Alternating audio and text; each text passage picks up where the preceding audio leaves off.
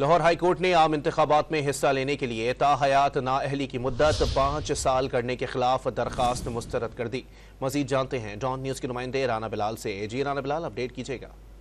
जी देखें, Lahore high court ने ताहयात नाअहली की मुद्दत को 5 साल में बदलने के कानून के खिलाफ जो दरखास्त थी उसे मुस्तरद कर दिया है। आज जस्टिस शाहिद बिलाल हसन ने एडवोकेट अजहर सिद्दीक की दरखास्त पर यह महफूज किया गया फैसला सुनाया है और दौरान समाज जो वफाकी हुकूमत के वकील है उनकी जानिब से दरखास्तों की मुखालफत की गई थी, जबकि दरखास्त गुजार का यह मौक़िफ़ था कि पार्लियामेंट ने ताहयात नाअहली के कानून को तरमीम के बाद 5 साल किया।